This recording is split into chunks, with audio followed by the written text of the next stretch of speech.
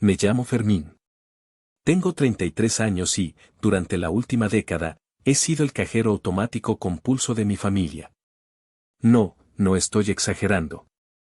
Soy esa tarjeta de débito que nunca rechaza una transacción, ese fondo de emergencia que no requiere papeleo, el plan B que siempre se convierte en el plan A. Pero todo tiene un límite, ¿verdad?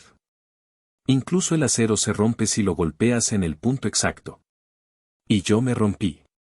Vaya si me rompí. Ahora mismo estoy sentado en mi oficina. Son las 3 de la mañana.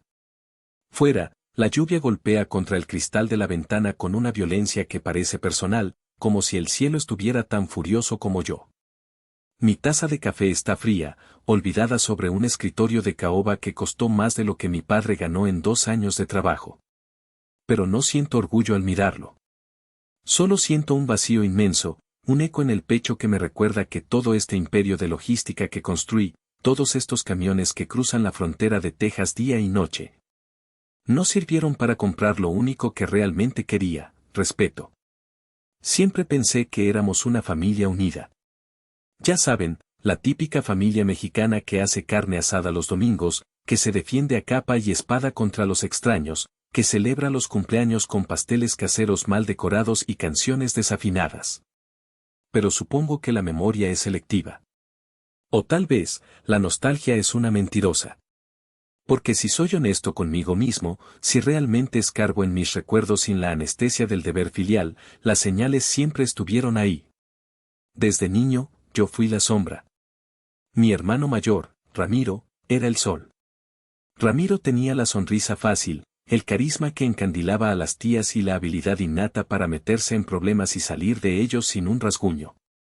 Yo era Fermín. El callado. El que sacaba 10 en matemáticas pero nadie colgaba sus exámenes en el refrigerador porque Ramiro metió un gol en el partido del sábado. Recuerdo vívidamente cuando cumplí 10 años. Mi madre, Lourdes, había prometido hacerme una fiesta temática de superhéroes. Yo estaba emocionado, contando los días, imaginando el pastel de chocolate.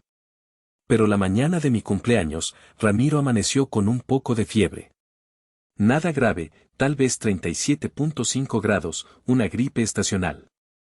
Pero para mi madre y mi padre, Efraín, fue como si el mundo se detuviera. Fermín, mijo, entiende, dijo mi padre, poniéndome una mano pesada en el hombro, sin mirarme a los ojos. No podemos hacer ruido con la música. Tu hermano necesita descansar. Vamos a cancelar la fiesta. Pero papá, ya invité a mis amigos, susurré, sintiendo ese nudo en la garganta que se volvería mi compañero constante. Ay, no seas egoísta.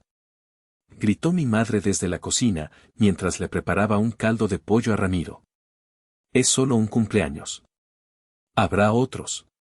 La familia es primero, Fermín. Apréndetelo. La familia es primero. Esa frase se convirtió en el látigo con el que me domaron. Cancelaron mi fiesta. Pasé mi cumpleaños sentado en el porche, viendo pasar los coches, comiendo un sándwich de jamón frío mientras escuchaba a mis padres mimar a Ramiro en la habitación de al lado. Ese día aprendí mi lugar en la jerarquía. Ramiro era el príncipe heredero, y yo era el súbdito leal cuya única función era no estorbar. Lo que no sabía entonces es que, años después, mi función cambiaría de no estorbar a financiar el reino. Me salté la universidad. No porque no fuera inteligente, sino porque en casa no había dinero para 2 carreras, y Ramiro, por supuesto, tenía que ir a la universidad privada para estudiar algo que sonaba importante como negocios internacionales.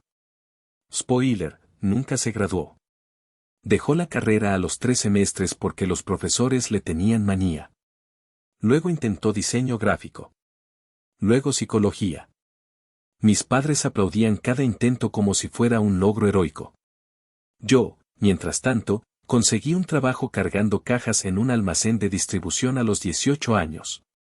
Mis manos se llenaron de callos, mi espalda dolía cada noche como si me hubieran apaleado, pero tenía un plan. Observaba. Aprendía. Veía cómo se movía la mercancía, donde se perdía tiempo, donde se desperdiciaba dinero. A los 23 años, con mis ahorros y un préstamo bancario que me costó sangre y sudor conseguir, compré mi primer camión de segunda mano. Estaba viejo, olía a tabaco rancio y aceite quemado, pero era mío. Esos primeros años fueron brutales. Dormía en la cabina del camión, aparcado en áreas de descanso dudosas, comiendo atún en lata y galletas saladas porque no quería gastar ni $1 en comida caliente. Me perdí navidades, años nuevos, bodas de primos. Mientras mis amigos salían de fiesta y Ramiro se iba de mochilazo por Europa con el dinero de la jubilación anticipada de papá, yo estaba conduciendo bajo tormentas de nieve en el norte o soportando el calor infernal del desierto de Sonora. Pero valió la pena. O eso creía. A los 5 años, algo hizo clic. Los contratos empezaron a llegar. Mi reputación de ser puntual y obsesivamente confiable se corrió por la industria. Pasé de tener un camión a tener 5. Luego 10. Luego 50. Fundé Logística Norte, y de repente, el dinero dejó de ser un problema. Empecé a facturar en 6 cifras, luego en 7. Y fue ahí, justo cuando el dinero empezó a fluir, cuando sonó el teléfono. Recuerdo la primera vez. Fue mi madre. Fermín, hijo, ¿cómo estás? Su voz era dulce, esa dulzura empalagosa que usa cuando quiere algo. Fíjate que a tu papá se le rompió la transmisión de la camioneta. Y tú sabes que la necesita para ir a sus citas médicas. El mecánico dice que son $1,500. No tenemos eso ahorita, mijo. Estamos muy apretados. $1,500. Para mí, en ese momento, ya no era una fortuna. Era lo que gastaba en combustible para un camión en un viaje largo. No te preocupes, mamá. Yo se los mando, dije, sintiendo una oleada de orgullo. Por primera vez, yo era el salvador. Yo era el que resolvía problemas. Me dieron las gracias, claro. Mi padre incluso tomó el teléfono y me dijo, bien hecho, muchacho. Esas 3 palabras me drogaron. Me hicieron adicto a su aprobación. Pero fue como abrir la compuerta de una presa. Primero fue la camioneta. Luego, mamá necesita implantes dentales, le duelen mucho las muelas. $5,000. Luego, tu hermana Griselda, bueno, tu futura cuñada, necesita ayuda con el depósito de su departamento porque Ramiro está entre trabajos. $3,000. Luego las tarjetas de crédito de papá. La matrícula de un curso de DJ para Ramiro. Poco a poco, las peticiones dejaron de ser favores y se convirtieron en expectativas. Si me tardaba en transferir, mi madre me llamaba llorando, diciendo que el estrés le iba a provocar un infarto. Si preguntaba para qué era el dinero, mi padre se ofendía, ¿ahora nos vas a auditar? ¿No confías en tu propia sangre? Y yo, como el idiota leal que era, siempre pagaba. Me decía a mí mismo que era lo correcto. Que el éxito no vale nada si no ayudas a los tuyos. No me di cuenta de que no estaba ayudando a mi familia, estaba financiando su parálisis. Estaba comprando un amor que, en realidad, solo se alquilaba por horas. El punto de inflexión, o al menos uno de los grandes clavos en mi ataúd financiero, ocurrió hace un año. Ramiro vino a verme a mi oficina. Fue raro, porque Ramiro nunca venía a mi territorio. Siempre nos veíamos en casa de mis padres, donde él era el rey y yo el súbdito.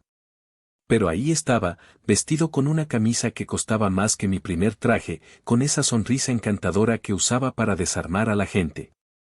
Hermanito, qué oficina tan elegante. Dijo, silbando mientras miraba las maquetas de mis camiones. ¿Te va bien, eh? Muy bien. Se sentó frente a mí, puso los pies sobre mi escritorio, un gesto que odié pero dejé pasar y soltó la bomba. Tengo la idea del millón, Fermín. Un gimnasio. Pero no cualquier gimnasio. Algo exclusivo, boutique. Cuerpo y alma. Batidos orgánicos, entrenadores personales, membresías VIP. Ya tengo el local visto, está en una zona super nice. Solo necesito el capital inicial. ¿Cuánto? Pregunté, sin levantar la vista de mis papeles. $40,000, dijo, como si me pidiera cambio para un billete de 20. Dejé el bolígrafo sobre la mesa y lo miré. Ramiro no había mantenido un trabajo por más de 6 meses en toda su vida. Su experiencia en gestión se limitaba a organizar fiestas universitarias que terminaban con la policía tocando a la puerta. A Ramiro, no tienes experiencia. ¿Tienes un plan de negocios? ¿Proyecciones de flujo de caja? Ay, Fermín, siempre tan aburrido con tus números, se rió, agitando la mano. El negocio es relaciones, carnal. Y yo conozco gente. Además, papá y mamá dicen que es una gran oportunidad para que yo finalmente despegue. Ellos creen en mí. Ahí estaba. El chantaje emocional indirecto. Si decía que no, yo sería el malo, el envidioso que no quiere que su hermano prospere. Suspiré, sabiendo que ya había perdido la batalla antes de empezar. Está bien, dije, y vi cómo sus ojos brillaban con el reflejo del dinero. Pero no te lo voy a regalar, Ramiro. Es un préstamo. Sí, sí, lo que digas. Préstamo, inversión, como quieras llamarlo. Abrí el cajón de mi escritorio y saqué un contrato estándar de préstamo personal que mi abogada, Marisol, me había obligado a redactar por si acaso. ¿Vas a firmar esto? $40,000. 0% de interés, porque soy tu hermano. Tienes 2 años para empezar a pagar. Si no pagas, el contrato dice que puedo embargar los activos del negocio. Ramiro soltó una carcajada fuerte, una que rebotó en las paredes de cristal de mi oficina. No manches, Fermín. ¿Un contrato? ¿Entre nosotros? Agarró el bolígrafo y firmó con una floritura exagerada, sin leer ni una sola línea. Eres un exagerado, hermanito. Pero si eso te hace sentir como un gran empresario, está bien. Toma tu papelito. Me entregó el contrato con una mirada burlona, como si yo fuera un niño jugando a ser adulto. Le hice la transferencia esa misma tarde. Nunca vi un centavo de vuelta. El gimnasio abrió, sí. Hubo una fiesta de inauguración espectacular con DJS y modelos de Instagram. Yo pagué el catering de esa fiesta también, por cierto. Pero 6 meses después, Ramiro ya se quejaba de que el mercado estaba difícil y que los empleados eran unos malagradecidos. Guardé ese contrato en mi caja fuerte. En ese momento pensé que era solo papel mojado, un recordatorio de mi estupidez. No sabía que se convertiría en mi arma más letal. Si el gimnasio fue un error, la casa fue una tragedia griega. Hace 3 años, mi padre tuvo un susto cardíaco. Resultó ser indigestión severa, pero mi madre, Lourdes, montó una escena digna de un Oscar. Lloraba diciendo que la vieja casa familiar tenía muchas escaleras, que el barrio se estaba poniendo peligroso, que el estrés estaba matando a Efraín. Necesitamos paz, Fermín, me dijo, agarrándome las manos con sus ojos llenos de lágrimas. Tu padre necesita un lugar tranquilo para sus últimos años. Pero no tenemos crédito. El banco no nos presta. ¿Qué iba a hacer? ¿Dejar a mis padres en la calle? Compré una casa preciosa en una zona residencial cerrada. 4 habitaciones, jardín, piscina, seguridad las 24 horas. Pagué el enganche completo y puse la hipoteca a mi nombre porque ellos no calificaban.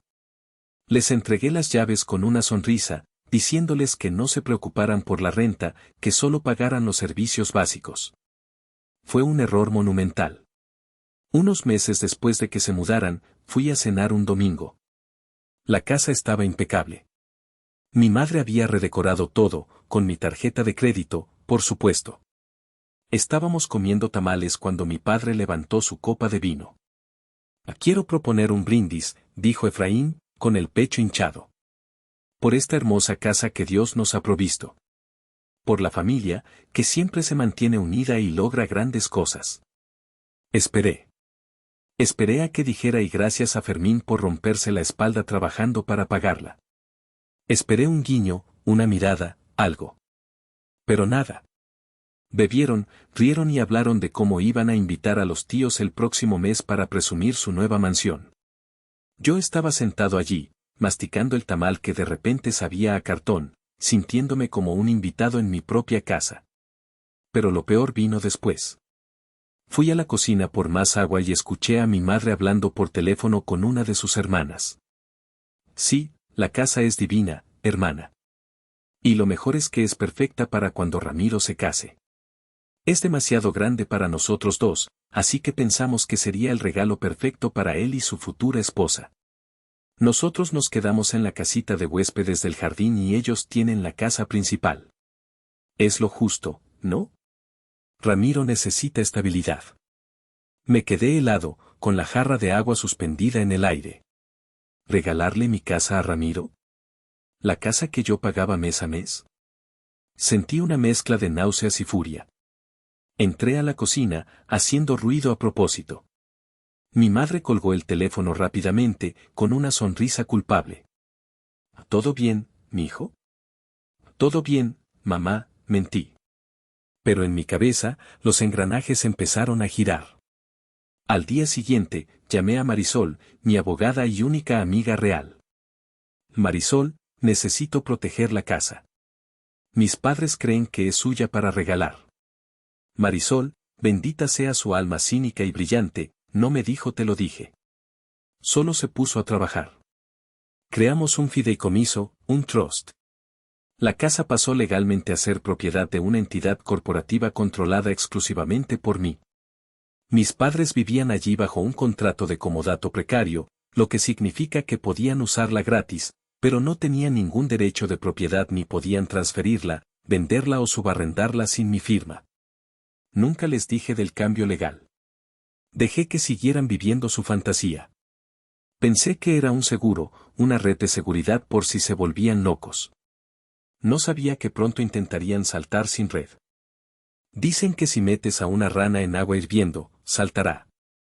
Pero si la metes en agua tibia y subes la temperatura poco a poco, morirá hervida sin darse cuenta.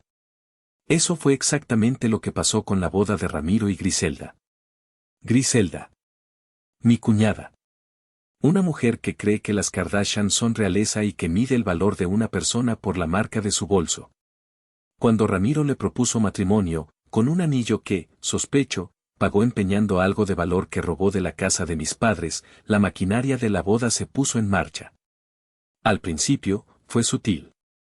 Fermín, hermano, me dijo Ramiro, solo necesitamos un empujoncito con el depósito del lugar. Son $5,000. En cuanto el gimnasio repunte, te lo devuelvo. Pagué. 5,000. 2 semanas después. Oye, Fermín, dijo mi madre. Griselda está destrozada. El fotógrafo que querían se sale del presupuesto, pero es el mejor. Son las fotos que verán tus nietos, mijo. ¿No puedes ayudar a tu hermano? Son 3,000 más. Pagué. 3,000. Luego fue el vestido. Griselda quería un Vera Wang. Es mi día especial, Fermín. Solo me caso una vez. Técnicamente era su segunda boda, pero ¿quién cuenta? $10,000. Luego las flores. Tenían que ser orquídeas importadas, no rosas locales. Luego la música. Un DJ no era suficiente, necesitaban una banda en vivo de 12 piezas. Luego el alcohol. Nada de tequila barato, querían Don Julio de 1942 fluyendo como agua. Cada vez que intentaba negarme, mi padre intervenía con su voz grave y decepcionada. ¿Vas a dejar que la boda de tu hermano sea una vergüenza? ¿Con todo el dinero que tienes? No seas avaro, Fermín. El dinero va y viene, la familia es para siempre. Me aplicaron la técnica de la rana hervida a la perfección. Cuando me quise dar cuenta, había transferido, en total, $150,000. 150,000. Podría haber comprado otro camión nuevo con eso. Podría haber dado la vuelta al mundo 3 veces. Pero no, estaba pagando por una fiesta para 2 personas que ni siquiera me habían invitado a la degustación del menú. Lo más insultante no fue el dinero. Fue la actitud. Ni una sola vez escuché un gracias sincero. Daban por hecho que yo debía pagar. Era mi obligación por tener éxito, como si estuviera pagando una multa por haber trabajado duro mientras ellos dormían. Griselda incluso tuvo el descaro de quejarse frente a mí de que el tono de las servilletas no era el blanco perla exacto que ella quería. Bueno, es lo que hay, dije, tratando de mantener la calma. Es que tú no entiendes de estilo, Fermín, me espetó ella, rodando los ojos. Por eso sigue soltero. Me mordí la lengua tan fuerte que sentí sabor a sangre. Espera, me dije. Solo aguanta hasta la boda. Después de esto, cierras el grifo. No sabía que el destino, y mi padre, tenían planes para cerrar el grifo mucho antes y de la manera más explosiva posible. El día de la boda amaneció despejado, un día perfecto en un viñedo exclusivo en el Valle de Napa, California. Sí, mis padres insistieron en que fuera en Napa, aunque vivimos en Texas, porque da más clase. Yo pagué los vuelos de todos, por supuesto. Y el hotel. Llegué a la ceremonia con mi mejor traje, uno que me quedaba como un guante, pero me sentía incómodo. Había una desconexión total entre el lujo que me rodeaba y cómo me sentía por dentro. Veía las flores que yo pagué, las sillas Tiffany que yo alquilé, la alfombra blanca por la que caminaría Griselda, todo tenía mi firma financiera, pero nada tenía mi esencia. La ceremonia fue cursi y exagerada. Ramiro lloró, siempre fue buen actor, y Griselda lució radiante, tengo que admitirlo, aunque su sonrisa parecía ensayada para las cámaras. Cuando el juez los declaró marido y mujer, todos aplaudieron. Mi madre sollozó ruidosamente, abrazando a mi padre. Nadie me miró a mí. Yo estaba de pie en la tercera fila, detrás de unos tíos lejanos que no veía hace 10 años. Ni siquiera me pusieron en la primera fila con los padres y padrinos. Pero el verdadero golpe llegó en la recepción. Entré a la gran carpa decorada con luces de hadas y candelabros de cristal. Busqué mi nombre en el tablero de distribución de mesas. Mesa principal, novios, padres, padrinos. Busqué mi nombre ahí. No estaba. Mesa 1, familia cercana. Tampoco. Seguí bajando. Mesa 5. Mesa 10. Finalmente, me encontré. Mesa 19, Fermín. Miré hacia el salón. La mesa 19 estaba en la esquina más alejada, justo al lado de la puerta batiente de la cocina y la entrada a los baños. Me sentaron con la prima segunda de Griselda que nadie soporta, 2 compañeros de trabajo del antiguo empleo de Ramiro y una pareja de ancianos que creo que se equivocaron de boda. Me senté allí, incrédulo. El bajo del sistema de sonido retumbaba en mi pecho, pero lo que realmente me dolía era el corazón. Desde mi asiento, apenas podía ver la mesa principal. Veía a mis padres riendo, brindando con champán, mi champán, abrazando a Ramiro como si fuera un héroe de guerra que regresa a casa. Oye, ¿tú eres el hermano del novio? Me preguntó uno de los tipos en mi mesa, masticando un pedazo de pan con la boca abierta. Qué raro que te sentaran aquí, ¿no? Pensé que estarías allá arriba. Sí, raro, murmuré, tomando un trago largo de whisky. Durante la cena, nadie de mi familia vino a saludarme. Ni una sola vez. Yo era el fantasma que firmaba los cheques. Veía a los meseros servir la langosta y el filete mignon, $75 por plato, y pensaba en las noches que dormí en mi camión comiendo sándwiches de gasolinera para llegar a esto. Para ser tratado como un leproso en la fiesta que yo financié. La ira empezó a burbujear en mi estómago, caliente y ácida. No era una ira explosiva, de esas que te hacen gritar y golpear cosas. Era una ira fría, lúcida. Una ira que te da una claridad aterradora. Me di cuenta de que no importaba cuánto diera, nunca sería suficiente. Nunca sería uno de ellos. Y entonces, llegó el momento de los brindis. El padrino habló primero, contando chistes internos sobre las juergas de Ramiro que a nadie le hicieron gracia. Luego habló la dama de honor, llorando sobre lo hermosa que era Griselda. Y finalmente, Efraín tomó el micrófono. Mi padre ya llevaba varias copas encima. Lo noté por cómo se tambaleaba ligeramente y por el brillo vidrioso en sus ojos. Se aflojó la corbata y sonrió a la multitud con esa arrogancia que siempre me hizo sentir pequeño cuando era niño. Buenas noches a todos, su voz retumbó en los altavoces. Hoy es el día más feliz de mi vida. Ver a mi hijo Ramiro, mi primogénito, mi orgullo, casarse con una mujer tan maravillosa como Griselda, es el sueño de cualquier padre. Hizo una pausa para los aplausos. Yo no aplaudí. Apreté mi copa hasta que mis nudillos se pusieron blancos. Ramiro siempre ha sido especial, continuó Efraín. Tiene carisma, tiene ángel.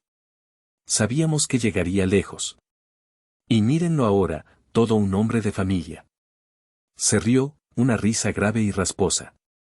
Luego, sus ojos recorrieron la sala. Por un segundo, pareció buscarme. Y me encontró, allá en el fondo, cerca de los baños. Su sonrisa se torció en algo que solo puedo describir como desprecio divertido.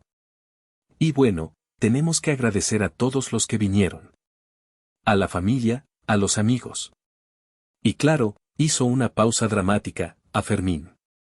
Algunas personas giraron la cabeza buscando quién era Fermín. Efraín me señaló con el dedo índice, como si estuviera apuntando a una mascota curiosa. Ahí está, escondido en el rincón. Ya lo conocen, siempre tan serio. Fermín es, diferente a Ramiro. Se rió entre dientes. Ramiro tiene el encanto, la guapura, y ahora la esposa. Y Fermín, bueno. El silencio en la sala se hizo denso. Mi padre se acercó más el micrófono a la boca, susurrando conspiratoriamente, aunque todo el mundo podía oírlo. Fermín no está casado. No tiene novia. Ni siquiera tiene un título universitario, ¿pueden creerlo? Se saltó los libros para manejar camiones. Hizo una mueca burlona. Pero oigan, no se sientan mal por él. Al menos sus cheques no rebotan. Al menos sirve para pagar la fiesta. La sala estalló. No fueron risitas nerviosas. Fue una carcajada colectiva. Y ja ja ja. ¡Qué buena esa, Efraín!, gritó un tío borracho. Miré hacia la mesa principal. Ramiro se estaba riendo. Se reía con la cabeza echada hacia atrás, disfrutando de la humillación de su hermano. Griselda se tapaba la boca con la servilleta, pero sus ojos bailaban de diversión. ¿Y mi madre? Lourdes, ella simplemente sonreía, una sonrisa indulgente, como si dijera, ¡ay, tu padre y sus bromas! Nadie me defendió. Nadie dijo, oye, eso es cruel. Nadie recordó que ese camionero sin título acababa de gastar $150,000 para que ellos pudieran reírse. En ese momento, algo dentro de mí se rompió. O mejor dicho, se liberó. Fue como si un cable tenso que había estado sosteniendo mi vida durante 33 años se cortara de golpe. El sonido fue ensordecedor en mi cabeza, pero por fuera, me quedé inmóvil. La vergüenza se evaporó. El dolor desapareció. Lo único que quedó fue una determinación fría y absoluta. Me levanté de mi silla. La silla chirrió contra el suelo de madera, pero nadie lo notó por las risas. Me alicé el saco. Caminé lentamente hacia el escenario. Cruzar ese salón fue el paseo más largo de mi vida.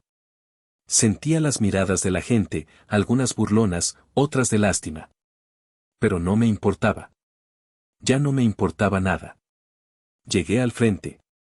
Mi padre me vio subir y me extendió el micrófono, pensando que yo iba a seguirle el juego, que iba a hacer algún chiste autodespreciativo para salvar el momento. Y miren, aquí viene el banquero, dijo Efraín, dándome una palmada en la espalda. Tomé el micrófono. Su peso era reconfortante en mi mano. Miré a mi padre a los ojos. Ya no vi al gigante que temía de niño. Vi a un hombre pequeño, mezquino y borracho. Me giré hacia la multitud. El silencio empezó a caer, poco a poco, a medida que la gente notaba que yo no estaba sonriendo. Esperé. Dejé que el silencio se volviera incómodo. Dejé que cada persona en esa sala sintiera la tensión. Miré a Ramiro, cuya sonrisa empezaba a vacilar. Miré a Griselda, que fruncía el ceño, confundida. ¿Saben qué?, dije. Mi voz salió tranquila, firme, sin un temblor. Amplificada por los altavoces, sonó como una sentencia. Mi padre tiene razón. Hubo algunos murmullos confusos. Tiene toda la razón, continué, paseando la mirada por la mesa principal. No tengo título universitario. No tengo esposa. No tengo el encanto de Ramiro. Soy, como él dijo, solo una chequera con piernas. Un cajero automático. Me giré para mirar directamente a Efraín, que empezaba a parecer nervioso. Durante 10 años, he sido el banco de esta familia. He pagado sus coches, sus deudas, sus dientes, sus vacaciones. Y hoy, pagué $150,000 para que ustedes pudieran sentarse aquí, beber mi vino y reírse de mí. Se escuchó un grito ahogado en alguna parte del salón. Griselda se puso pálida. $150,000, repetí, asegurándome de que la cifra calara. Para una boda donde ni siquiera tengo un asiento en la mesa familiar. Donde me sientan al lado del baño. Donde el propio padre que vive en la casa que yo pago, se burla de mi educación frente a todos.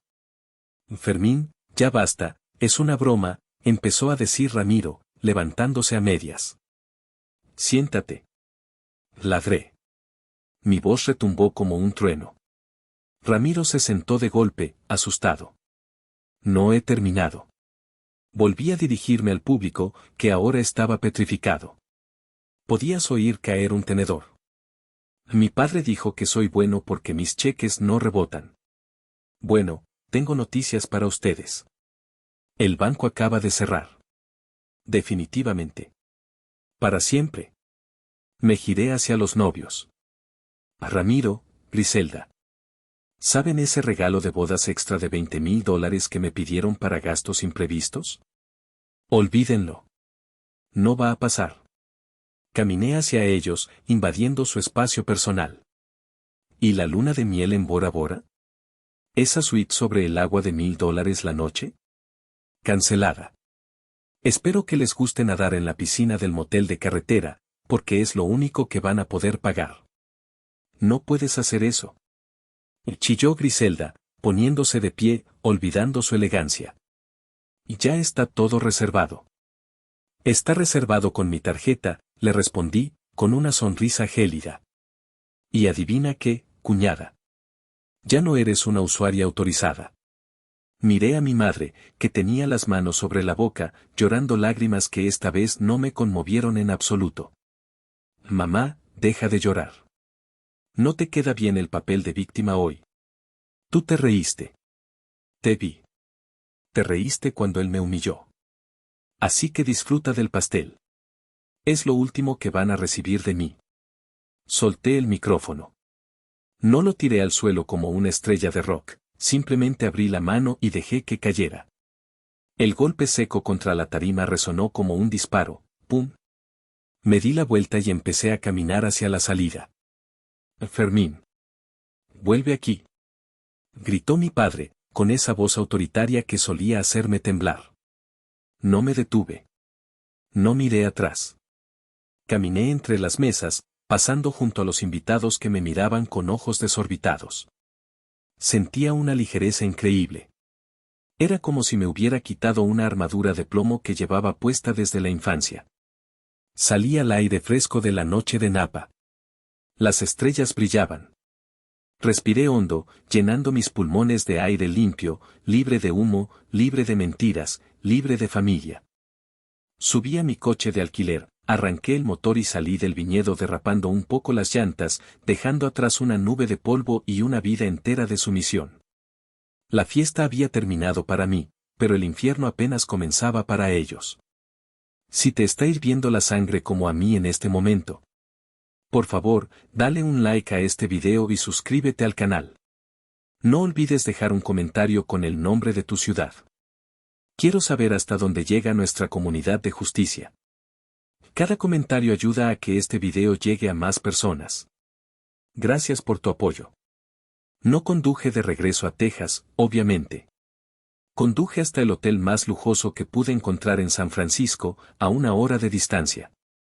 Un hotel donde nadie me conocía, donde nadie esperaba que pagara la cena de nadie. Pedí la suite presidencial. ¿Por qué no? Era mi dinero. Por primera vez, lo iba a gastar en mí. Entré a la habitación, un espacio enorme con vistas a la bahía y al puente Golden Gate iluminado. Me quité el saco, aflojé la corbata y me serví un whisky del minibar. Me senté en el sillón de cuero frente al ventanal, pero no encendí la televisión. Necesitaba silencio. Mi teléfono no paraba de vibrar sobre la mesa. 5 llamadas perdidas de mamá. 12 llamadas perdidas de Ramiro. 3 llamadas perdidas de papá.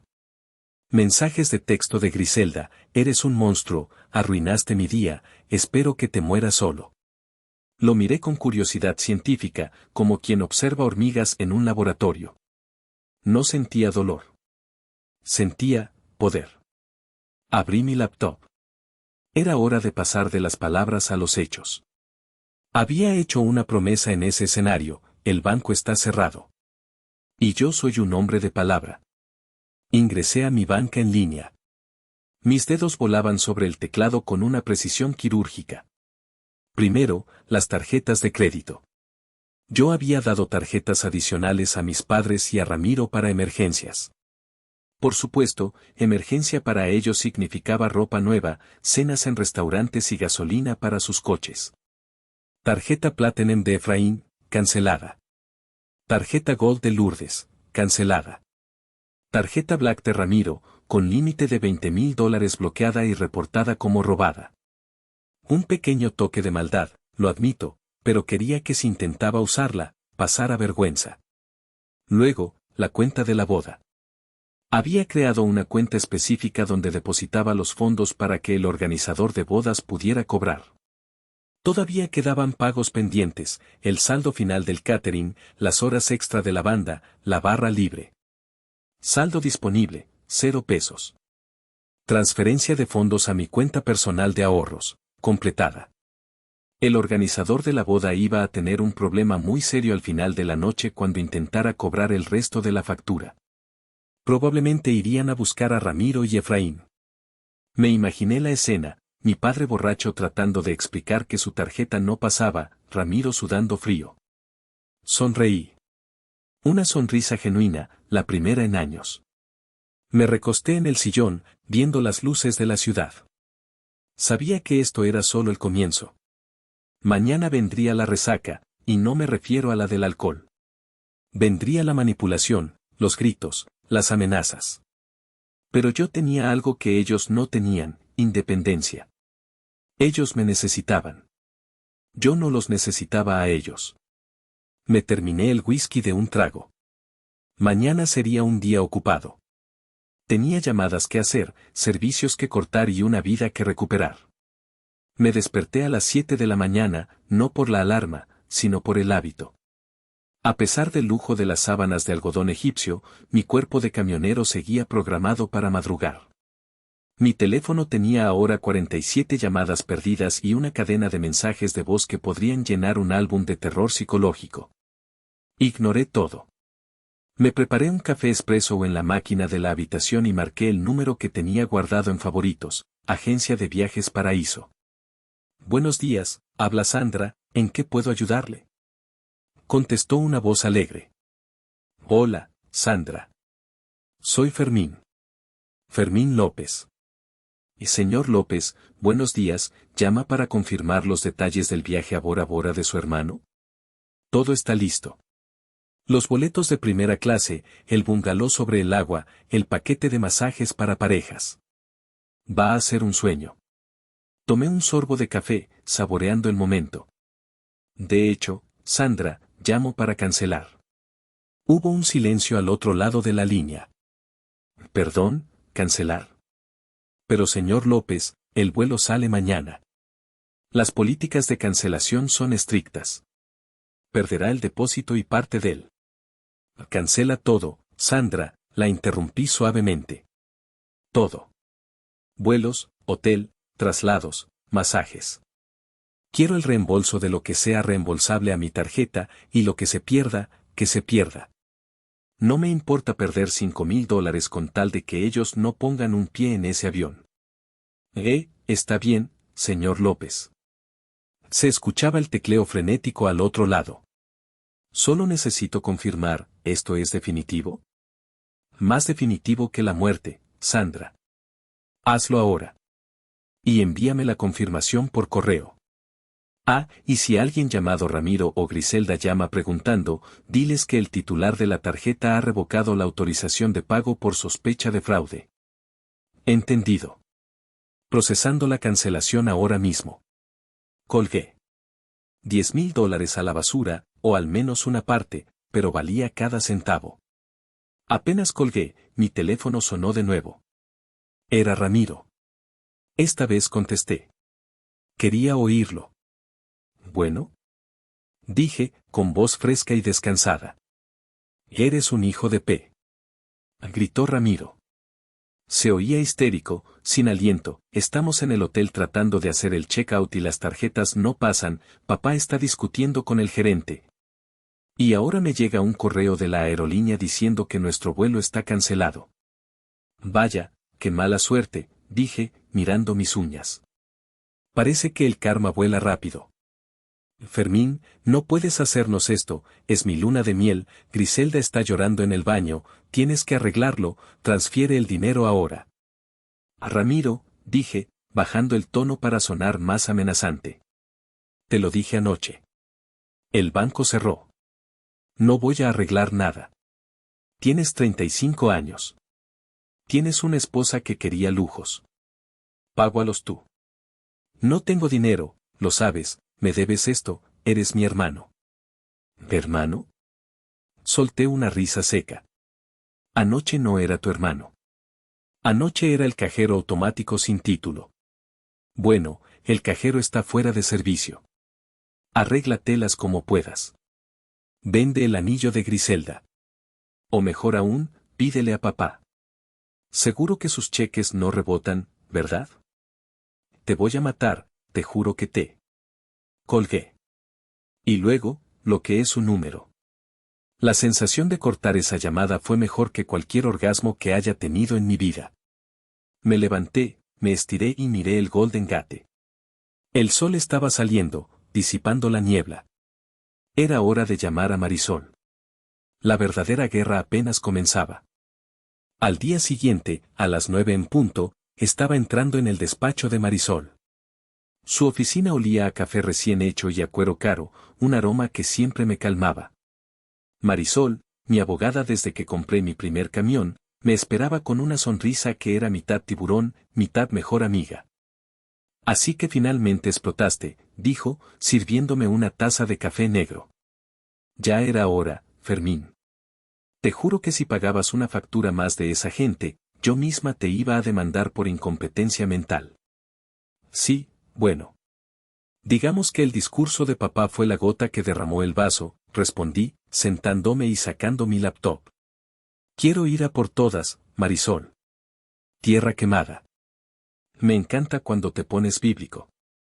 Se frotó las manos y abrió un archivo en su computadora. Muy bien, repasemos los daños. Ya cancelaste las tarjetas y el viaje. Eso es el torniquete de emergencia. Ahora vamos a cortar el suministro de sangre. Pasamos las siguientes 3 horas revisando cada estado de cuenta, cada débito automático, cada suscripción que yo había estado pagando sin cuestionar durante años. La lista era obscena. No solo eran las cosas grandes como las hipotecas o los coches. Eran los parásitos invisibles.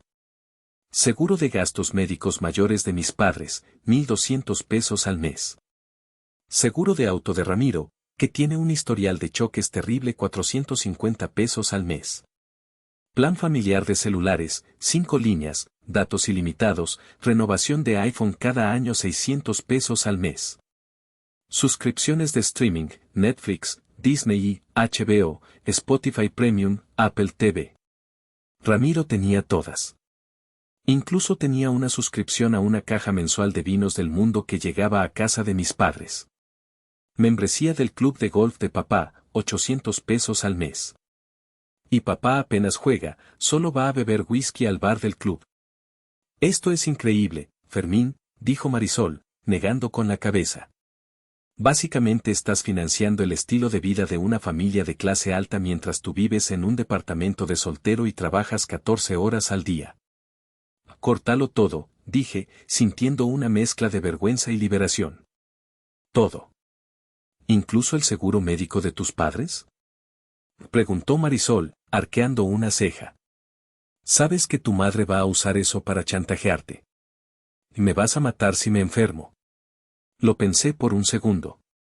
Recordé la risa de mi madre en la boda. Recordé cómo me miró cuando papá me humilló. Tienen su pensión del gobierno. Tienen acceso al seguro social público si lo necesitan. El seguro privado es un lujo, no un derecho. Córtalo. Marisol tecleó furiosamente. Hecho.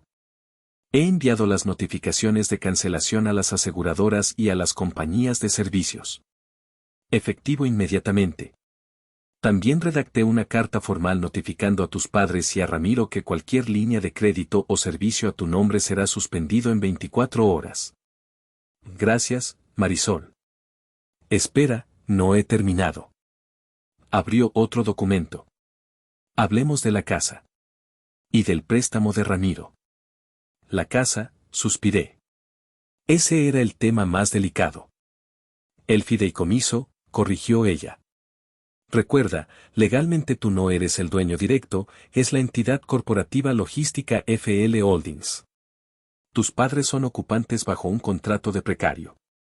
Eso significa que están ahí por tu gracia y misericordia. ¿Qué sugieres? Primero, asegurar la propiedad. Si se enteran de que les cortaste el dinero, podrían intentar vender cosas de la casa, o peor, intentar hipotecarla falsificando firmas. Necesitamos notificar al registro público de la propiedad para blindar cualquier movimiento. Y segundo, ¿quieres desalojarlos? Esa pregunta flotó en el aire. ¿Quería echar a mis padres a la calle? No todavía, dije. Quiero que sientan el miedo primero. Quiero que entiendan que el techo sobre sus cabezas no es un derecho divino. Envíales una notificación recordándoles las condiciones del fideicomiso. Y diles que a partir del próximo mes se evaluará el cobro de una renta a valor de mercado. Marisol sonrió, una sonrisa depredadora. Me gusta. Y sobre Ramiro, tengo ese contratito de los $40,000 del gimnasio, ¿ejecutamos? Ejecuta. Con todo el peso de la ley. Salí de la oficina de Marisol sintiéndome más ligero, como si me hubieran quitado un saco de piedras de la espalda. Pero sabía que la tormenta apenas comenzaba. Los papeles legales tardan unos días en llegar, pero los cortes de servicio son mucho más rápidos. No estuve allí para verlo, pero puedo imaginarlo con una claridad cinematográfica gracias a los mensajes de voz que inundaron mi teléfono 2 días después. Era martes por la noche. Según mis cálculos, el ciclo de facturación de la compañía eléctrica cerraba el lunes. Al yo cancelar el pago automático y retirar mi tarjeta, el sistema, que ya tenía un saldo pendiente de 2 meses, porque mi padre solía olvidar decirme que llegaban avisos de exceso de consumo, ejecutó el corte automático. Primero, el silencio digital. A las 7 de la tarde, recibí un mensaje de texto de mi madre: «Mijo, el internet no funciona». ¿Cambiaste la clave? Tu papá quiere ver su serie. No respondí. A las 8:30 de la noche, el tono cambió. Mensaje de Ramiro: «Oye, se fue la luz en toda la casa. Los vecinos tienen luz. ¿Qué pasa?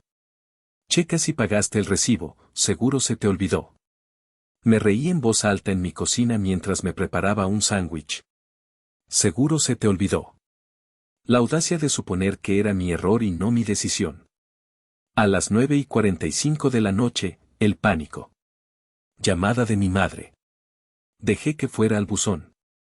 Escuché el mensaje unos minutos después. Su voz temblaba, una mezcla perfecta de miedo real y actuación dramática.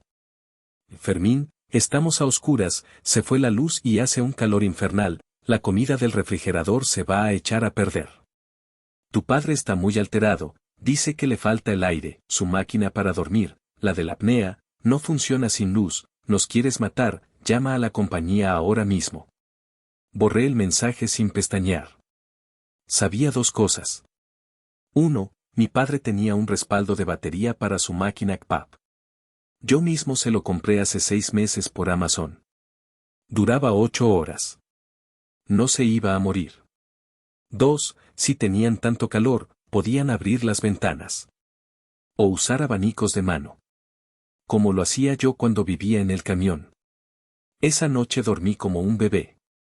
Pero a la mañana siguiente, la ofensiva continuó. Al llegar a la oficina, la recepcionista me miró con cara de preocupación. Señor López, su madre ha llamado 10 veces. Dice que es una emergencia médica. Suspiré. Sabía que jugarían la carta de la salud. Siempre lo hacían. Si vuelve a llamar, dile que estoy en una reunión fuera de la ciudad. Y si dice que es una emergencia médica real, dile que llame al 911. No soy médico ni ambulancia. Me senté en mi escritorio y encendí la computadora. Tenía trabajo que hacer. Contratos reales, problemas de logística reales, empleados que dependían de mí y que sí me respetaban. A mediodía, recibí una notificación de mi sistema de seguridad de la casa de mis padres, que, irónicamente, seguía activo porque lo pagaba anualmente y yo tenía el control de las cámaras. Abrí la aplicación en mi celular.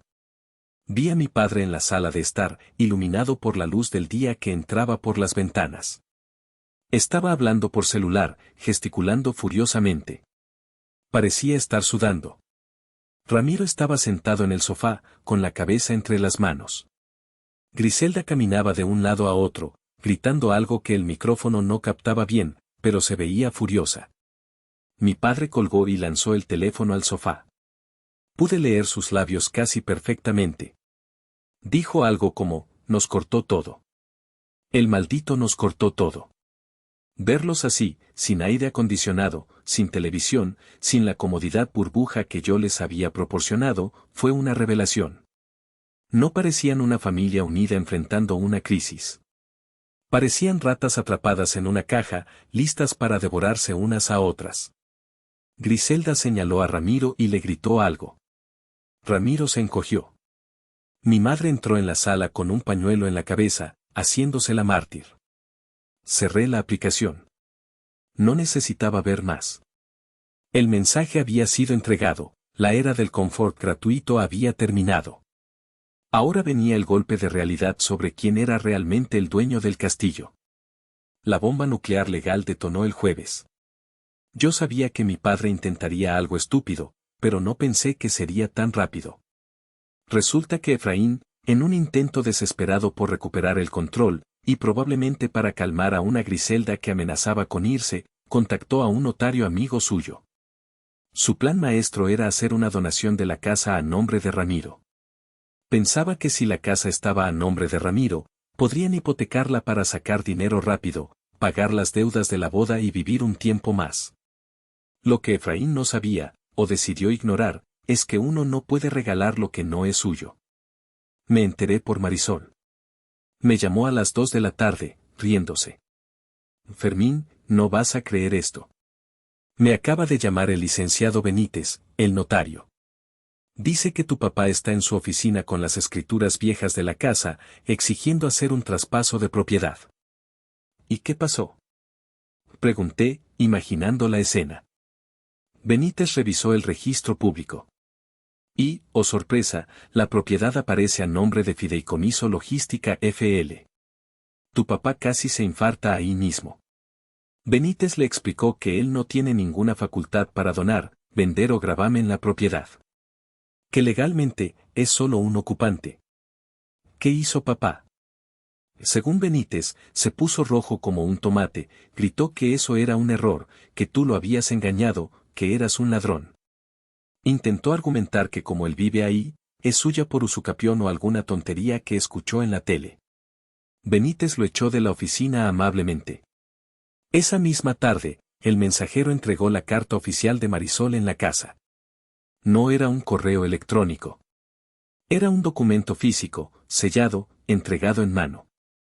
El documento explicaba, en términos legales fríos y duros, la situación. La casa es propiedad del fideicomiso, los actuales ocupantes, Efraín y Lourdes, tienen un contrato de comodato precario, cualquier intento de alterar el título de propiedad constituye fraude. Debido a la conducta hostil y al intento de disposición fraudulenta de activos, se notifica que el contrato de comodato está bajo revisión. Tienen 30 días para firmar un nuevo contrato de arrendamiento a valor de mercado, 4.500 pesos dólares al mes, o desocupar la propiedad. Esa noche, mi teléfono no sonó. Ni una vez. El silencio era diferente ahora. Ya no era el silencio de la indignación o la manipulación. Era el silencio del terror. Se habían dado cuenta de que no solo les había cerrado la cuenta bancaria, les había quitado el suelo bajo sus pies. Por primera vez en sus vidas, mis padres y mi hermano se enfrentaban a la posibilidad real de no tener dónde vivir. Y lo peor para ellos no era la falta de techo, era la vergüenza. ¿Qué dirían los tíos? ¿Qué dirían los amigos del club? Efraín el exitoso viviendo de alquiler o en un departamento barato. Me imaginé la conversación en esa casa a oscuras, porque la luz seguía cortada, a menos que hubieran pagado ellos el recibo, cosa que dudaba. Seguramente estarían buscando culpables. Papá culpándome a mí. Mamá llorando. Griselda culpando a Ramiro por tener un hermano tan malo. Pero yo sabía algo que ellos no. La presión apenas comenzaba. Porque la casa era solo una parte de la ecuación. Todavía faltaba el golpe final para Ramiro. El golpe que le quitaría su último refugio, su negocio. El viernes por la mañana, Ramiro recibió una visita en su gimnasio Cuerpo y Alma. No fui yo. Fue un actuario judicial, acompañado de un asistente legal del despacho de Marisol. El gimnasio, según me contaron después, estaba casi vacío. Solo había 2 clientes corriendo en las caminadoras y la recepcionista estaba limándose las uñas, con cara de aburrimiento. Ramiro estaba en su oficina, una pecera de cristal, probablemente jugando en su celular o tratando de ignorar las llamadas de los proveedores de toallas a los que les debía dinero. El actuario le entregó la demanda ejecutiva mercantil. Ese contrato que Ramiro firmó riéndose, ese papelito que llamó exageración, ahora era una soga alrededor de su cuello. Monto principal, $40.000 americanos. Cláusula de aceleración, debido al incumplimiento de los pagos mensuales simbólicos, que nunca hizo, y a la insolvencia evidente, el acreedor, yo, exigía el pago total inmediato. Garantía, embargo precautorio de los bienes del negocio y bienes personales del aval, él mismo. Ramiro intentó, por supuesto, usar su encanto. Oiga, jefe, seguro esto es un malentendido. Mi hermano y yo estamos peleados, es un asunto familiar. No hace falta meter a la ley. Señor López, esto es una orden judicial, respondió el actuario, impasible. Tiene 72 horas para presentar el pago o procederemos al señalamiento de bienes para embargo.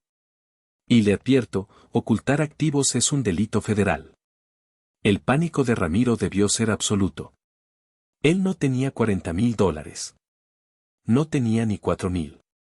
Todo el dinero que entraba al gimnasio se iba en pagar su coche, sus salidas y los caprichos de Griselda. El negocio era una cáscara vacía, un esquema Ponzi personal donde usaba el dinero de los nuevos socios para pagar las deudas viejas. Esa tarde, mi correo se llenó de notificaciones de intentos de contacto de Ramiro.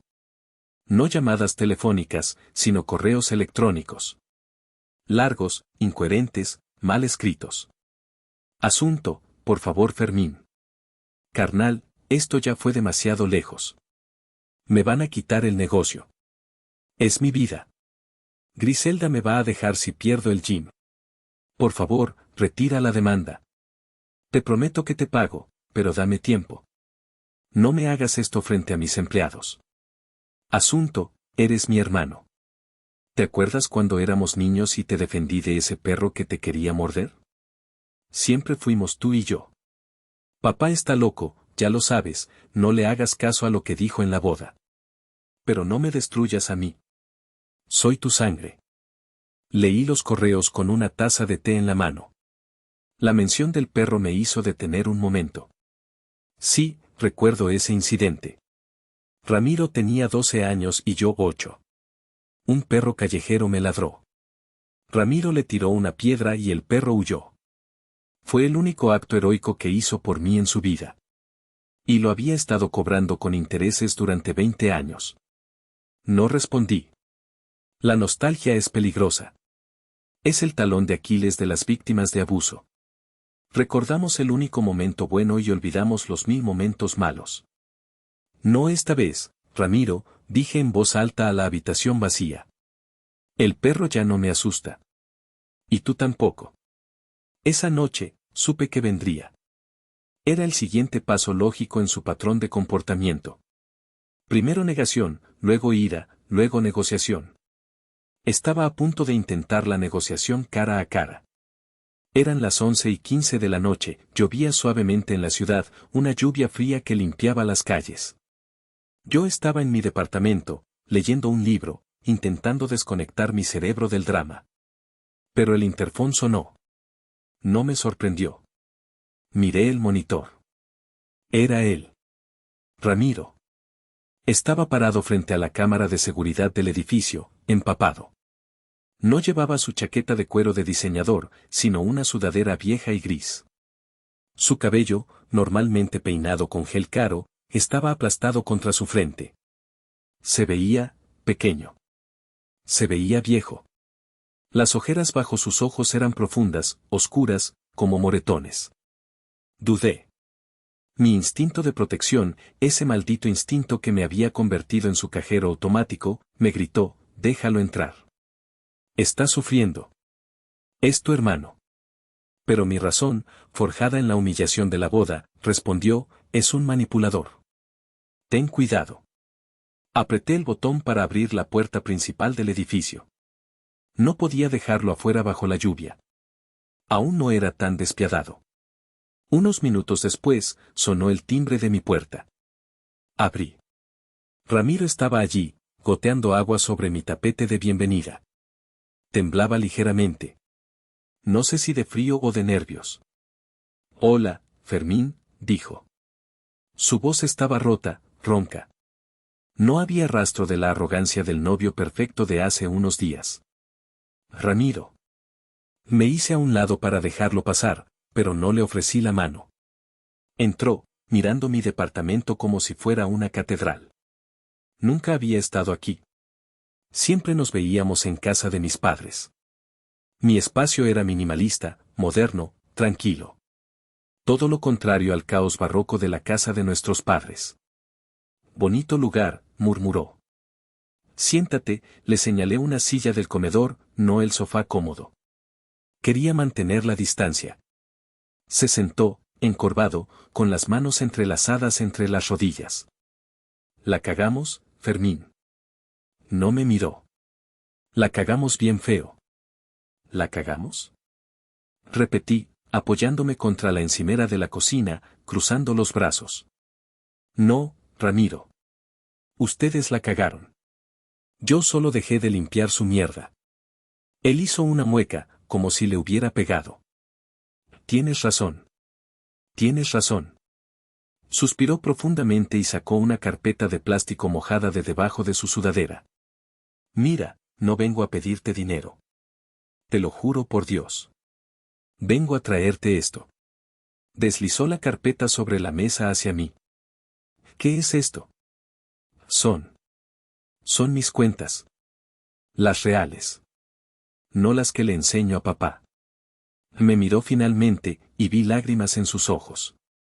Parecían reales. El gimnasio está quebrado, Fermín. Lo ha estado desde hace 6 meses. Debo 3 meses de renta. Griselda, ella gasta como si fuéramos millonarios y yo no sé decirle que no. Tengo miedo de que me deje si sabe que soy un fracasado. Me acerqué y abrí la carpeta. Eran estados de cuenta bancarios, cartas de cobro, notas desordenadas. Era la autopsia de un desastre financiero. ¿Por qué me traes esto? Pregunté, confundido.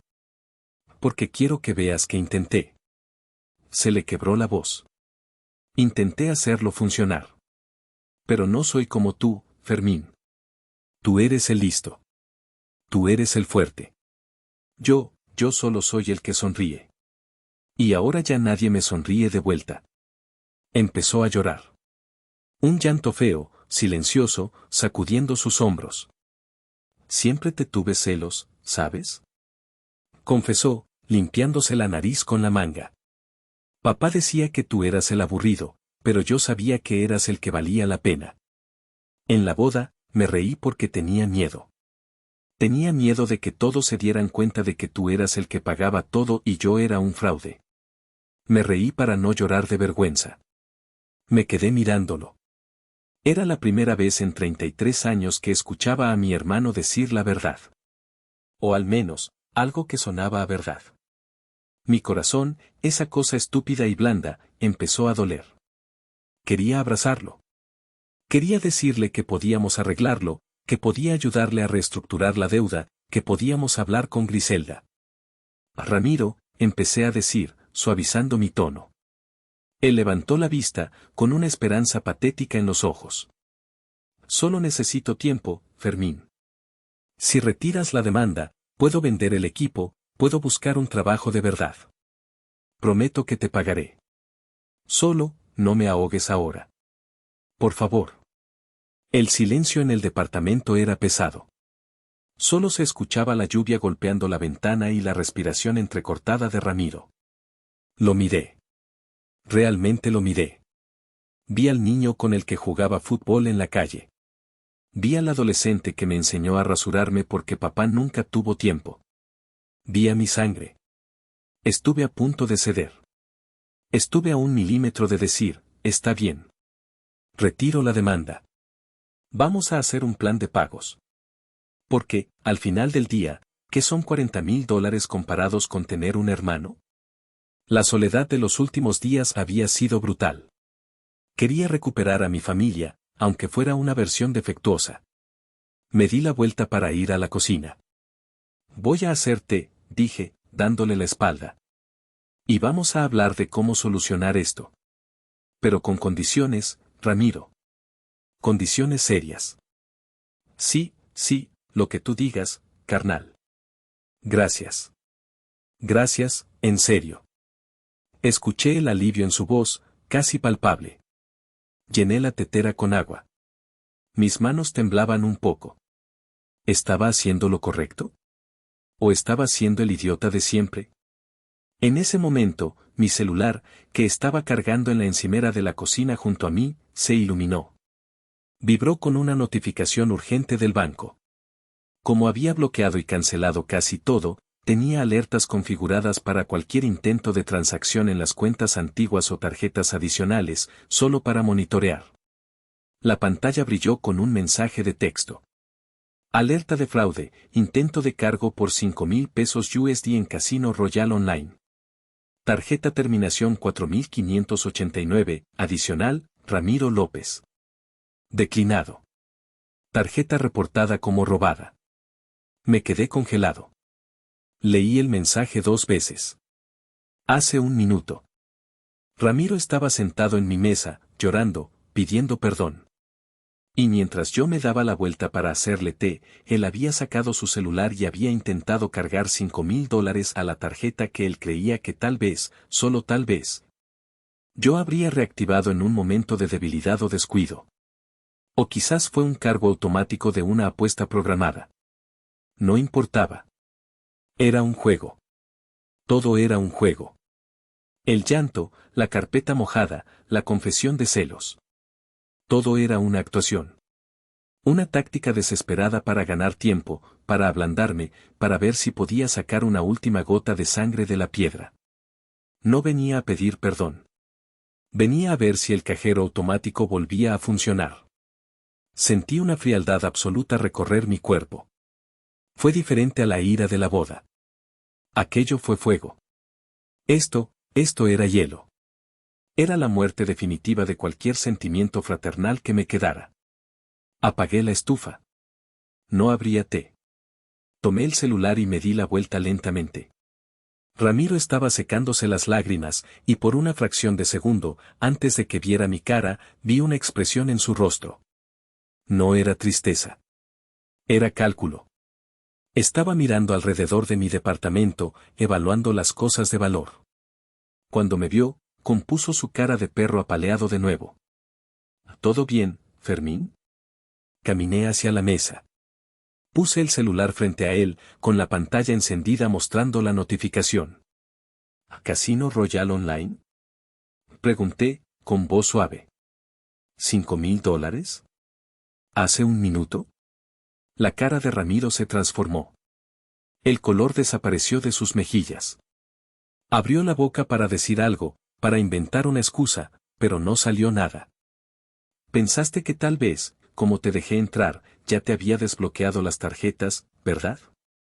Continué, acercándome a su cara. O tal vez necesitabas ese dinero para demostrar que intentaste, ¿eh? No, Fermín, espera, es un error, es un cargo automático, yo no. Empezó a balbucear, levantándose de la silla. Cállate. El grito salió de mis entrañas, haciendo que Ramiro retrocediera y chocara contra la pared. Deja de mentir por un maldito segundo. Agarré la carpeta con sus pruebas y la lancé al suelo. Los papeles se esparcieron por todas partes. Casi te creo. Casi me convences. Eres un actor increíble, Ramiro. Deberías haber seguido en Hollywood en lugar de abrir un gimnasio. Pero se acabó. Fermín, por favor, tengo un problema, es una adicción, necesito ayuda. Ahora sí estaba llorando de verdad, pero de miedo. No necesitas ayuda.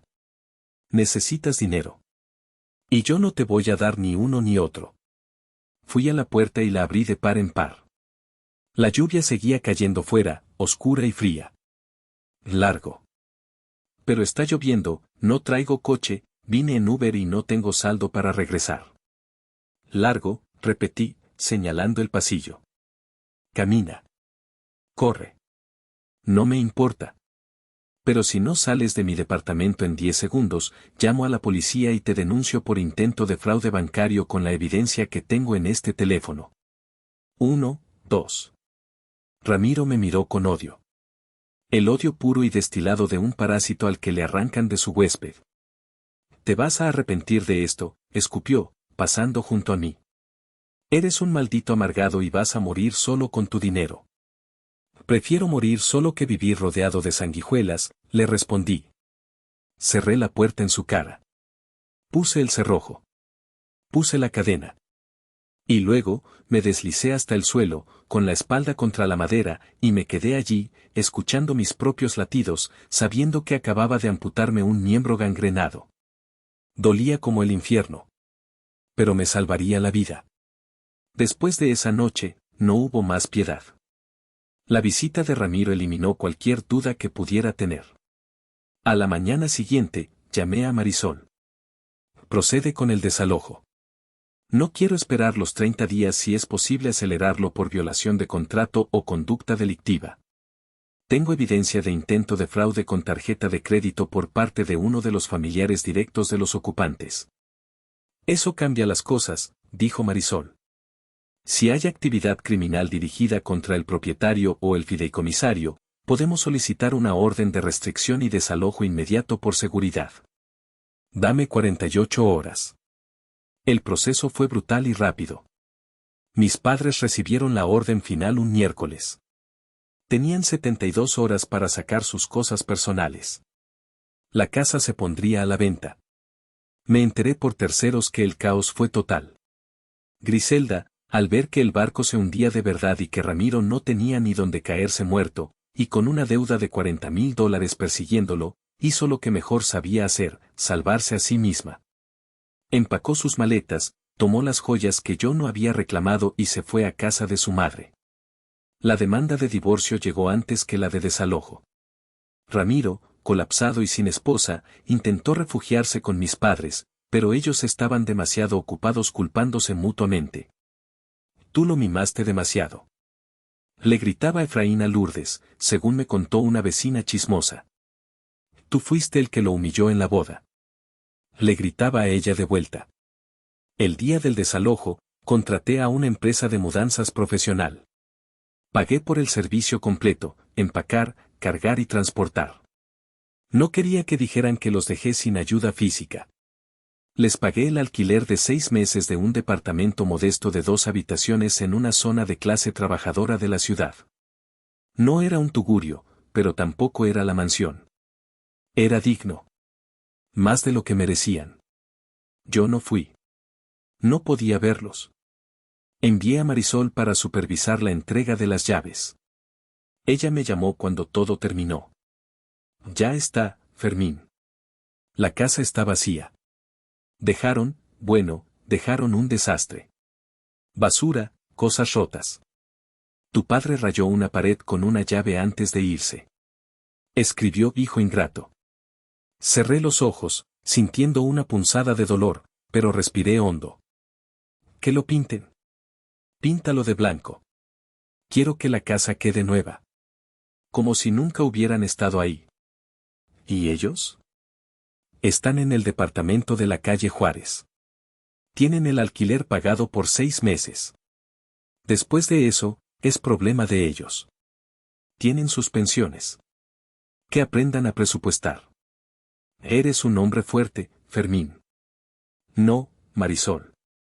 Solo soy un hombre libre. Han pasado 3 meses desde entonces. La caída de la casa López fue la comidilla de la ciudad durante unas semanas, pero como todo chisme, se desvaneció rápido. Ramiro perdió el gimnasio. Los acreedores se llevaron las máquinas, los espejos, hasta el mostrador de recepción. Ahora trabaja, y esto es una ironía poética, como conductor de Uber en un coche rentado. Lo sé porque un amigo mío lo vio y me lo contó. Dice que se ve cansado, más humilde. No sé si ha aprendido la lección o si solo está acumulando rencor, pero ya no es mi problema. Mis padres viven en el departamento que les conseguí. Se han visto obligados a vender su camioneta de lujo y comprar un sedán usado y económico. Mi madre ha tenido que aprender a cocinar de nuevo en lugar de pedir comida a domicilio todos los días. Mi padre ya no va al club de golf. Me han enviado cartas. Al principio eran cartas de odio. Dios te castigará. Deshonraste a tus padres. Luego, cuando se dieron cuenta de que el dinero no iba a volver, las cartas cambiaron a súplicas. Fermín, por favor, la lavadora del departamento hace ruido. Fermín, tu padre extraña su jardín. No he respondido a ninguna. Las leo, las archivo en una carpeta etiquetada como pasado, y sigo con mi vida. Griselda se casó de nuevo, o está a punto de hacerlo, con un dueño de concesionarios de autos que le dobla la edad. Supongo que encontró otro huésped. Le deseo suerte a él. La va a necesitar. En cuanto a mí, mi negocio sigue creciendo. Pero ahora, el dinero se queda conmigo. He empezado a invertir en bienes raíces, a mi nombre, blindados. Me he comprado un coche que siempre quise, un Mustang clásico restaurado, no para presumir, sino porque me gusta conducirlo los domingos por la carretera. He empezado a ir a terapia. Es difícil deshacer 33 años de condicionamiento. Mi terapeuta dice que tengo síndrome del Salvador en recuperación. Estoy aprendiendo que decir no es una oración completa. Estoy aprendiendo que mi valor no se mide por el saldo de mi cuenta bancaria ni por cuánto puedo dar a los demás. A veces, por las noches, me siento un poco solo. Extraño la idea de familia. Extraño la ilusión de tener a alguien. Pero luego recuerdo el sonido del micrófono golpeando el suelo en la boda. Recuerdo la cara de Ramiro intentando robarme $5,000 mientras lloraba. Y la soledad se siente menos como un vacío y más como paz. Hoy estoy en el aeropuerto internacional. Tengo un boleto de ida a Madrid. Siempre quise viajar. No como Ramiro, que viajaba para postear fotos en Instagram y gastar dinero ajeno. Yo quería ver museos, caminar por calles antiguas, comer comida real sin prisas. Durante 10 años, pospuse este viaje porque papá necesitaba el coche nuevo o mamá quería ir a Cancún. Ahora, mi maleta está facturada. Mi teléfono de trabajo está apagado, dejé a mi gerente de operaciones a cargo, un tipo en el que confío plenamente. Antes de pasar por seguridad, miré mi teléfono personal una última vez. Tenía un mensaje de un número desconocido. Era una foto. Una foto borrosa de mi padre y mi madre, sentados en un parque público, comiendo helados. Se veían viejos. Se veían cansados. Pero, curiosamente, se veían tranquilos. Sin la presión de mantener una imagen de riqueza que no tenían, sin la farsa, parecían simplemente dos ancianos normales. No sentí odio. No sentí culpa. Sentí cierre. Ellos sobrevivirán. Tienen que hacerlo. Es la ley de la vida. Al quitarles el salvavidas, los obligué a nadar. Tal vez me odien por ello, pero al menos ahora están viviendo su propia vida, no la que yo les compraba. Bloqueé la pantalla, guardé el teléfono en mi bolsillo y caminé hacia el control de pasaportes. El oficial de migración miró mi pasaporte y luego me miró a mí. ¿Motivo de su viaje, señor López?, preguntó. Sonreí. Una sonrisa que llegaba hasta mis ojos. Placer. Solo placer. Y un poco de búsqueda personal. Bienvenido a la libertad, entonces. Buen viaje. Crucé la línea. Y por primera vez en mi vida, no miré atrás. A veces, cuando estoy sentado en una plaza en España tomando un café, o caminando por las calles de Roma, pienso en esa noche. Pienso en el micrófono. Pienso en la risa de mi padre. Me han llamado muchas cosas. Hijo ingrato. Hermano cruel. Monstruo vengativo. Hay gente que dirá que la familia es sagrada, que debía haber perdonado, que el dinero no importa. Pero yo les pregunto, ¿qué es la familia? ¿Es la sangre que compartes? ¿O es el respeto que te tienes? ¿Es familia el que te ve como una persona, o el que te ve como un recurso? Yo vi a mi padre envejecer rápidamente en esa foto. Sé que sus últimos años no serán en la mansión de lujo que yo pagué. Serán modestos. Tal vez difíciles. Y hay una voz pequeña en mi cabeza que a veces susurra, ¿fuiste demasiado lejos? ¿Podrías haberles dejado la casa y solo cortar el dinero? Pero luego recuerdo que ellos no solo querían mi dinero. Querían mi dignidad. Querían que yo aceptara ser el perdedor para que ellos pudieran sentirse ganadores. Y eso tiene un precio que ya no estoy dispuesto a pagar. No destruya mi familia. Solo apagué las luces de un escenario donde yo era el único actor que no sabía que la obra era una tragedia. Así que aquí estoy, preguntándoles a ustedes, los extraños que han escuchado mi historia. Me miran a los ojos y díganme. ¿Soy el malo de esta historia? ¿Fui demasiado cruel al quitarles todo, o simplemente dejé de permitir que me robaran mi vida? ¿Debería haber abierto esa puerta la noche que Ramiro vino llorando? Yo ya tengo mi respuesta. Duermo tranquilo por las noches. Pero me gustaría saber la suya. Gracias por escuchar mi historia hasta el final. Ha sido un viaje largo y difícil, pero compartirlo me ayuda a sanar. Si crees que hice lo correcto, o si hubieras hecho algo diferente, por favor dale like a este video y suscríbete al canal Historias Ocultas.